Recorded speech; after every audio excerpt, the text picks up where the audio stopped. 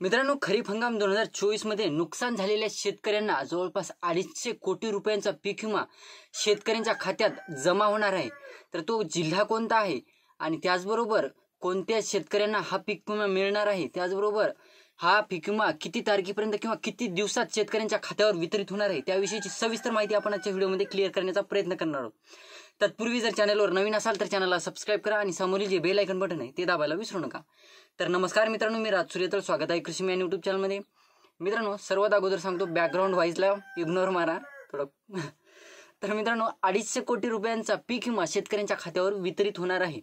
तर जिल्हा कोणता आहे, त्याचबरोबर जवळपास गेल्या नैसर्गिक हंगामात म्हणजे खरीप 2024 मध्ये शेतकऱ्यांचं मोठ्या प्रमाणात नुकसान झालं होतं आणि काही जिल्ह्यातील शेतकऱ्यांना जे नुकसान भरपाई आहे ती सुद्धा मिळालेली आहे, अतिवृष्टी नुकसान भरपाई।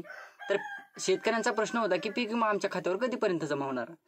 तर गेल्या वर्षी खरीप हंगामात जिल्ह्यातील 7,19,167 शेतकऱ्यांची 5,79,816 हेक्टरवर क्षेत्रासाठी त्यांनी पीक विमा काढला होता। तर त्यापैकी स्थानिक नैसर्गिक आपत्तीच्या अनुषंगाने 5,30,000 शेतकऱ्यांना जवळपास 250 कोटीहून अधिक पीक विमा मिळणार आहे। म्हणजे 250 कोटी रुपयांचा पीक विमा शेतकऱ्यांच्या खात्यावर जवळपास 5,30,000 शेतकऱ्यांच्या खात्यावर जवळपास 5.5 लाख धरून चला आपण।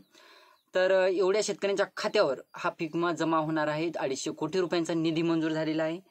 तर जवळपास 79,000 शेतकऱ्यांना अंदाजे 80 कोटी रुपये मिळणार। म्हणजे जे इतर शेतकरी आहेत त्या शेतकऱ्यांना 79,000 जवळपास 79,000 शेतकऱ्यांना 80 कोटीचा पीक विमा मिळणार आहे। तर धाराशिव जिल्ह्यातील जे पात्र शेतकरी आहेत, तर धाराशिव जिल्ह्यातील ज्या पात्र शेतकऱ्यांना हा पीक विमा मिळणार आहे।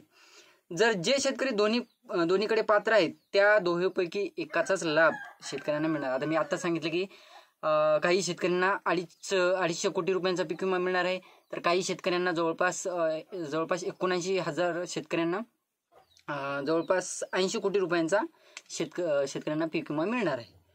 तर खरीप 2020 मधील भरपाईसाठी न्यायालयात 15 एप्रिल रोजी सुनावणी आहे। आता काय या जिल्ह्यामध्ये म्हणजे धाराशिव जिल्ह्यामध्ये 2020चा सुद्धा पीक विमा बाकी आहे, त्यासाठी सुद्धा कोर्टात सुनावणी होणार आहे।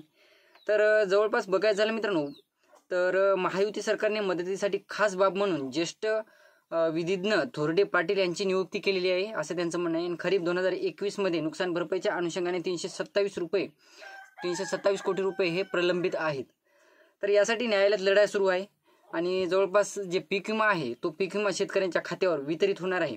32 मंडळातील शेतकऱ्यांना हा पीक विमा मिळणार आहे।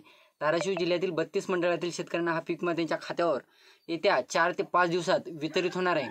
म्हणजे एकंदरीत जरी शासनाकडून 15 दिवसाचा कालावधी दिला असता, म्हणजे जवळपास 31 मार्च पूर्वी हा पीक विमा जरी शेतकऱ्यांच्या खात्यावर वितरित होणार आहे असं सांगितलं असलं तरी येत्या 4 ते 5 दिवसात हा पीक विमा शेतकऱ्यांच्या खात्यावर वितरित होणार आहे। हे अतिशय गुड न्यूज आहे मित्रांनो धाराशिव जिल्ह्यातील शेतकऱ्यांना। तर तुम्ही देखील इतर जिल्ह्यातून असाल आणि तुमच्या देखील पीक विमा बाकी असेल आणि तुमच्या जिल्ह्याविषयी माहिती पाहिजे असेल तर मला कमेंट करून सांगा, जेणेकरून तुम्हाला सुद्धा तुमच्या जिल्ह्याविषयी ॲक्युरेट अपडेट देण्याचा प्रयत्न करणार आहे। तर व्हिडिओवर नवीन असाल तर व्हिडिओला लाईक करा, चॅनलला सबस्क्राईब करा, व्हिडिओला जास्तीत जास्त शेतकऱ्यांपर्यंत पोहोचवण्याचा प्रयत्न करा, शेअर करा। धन्यवाद।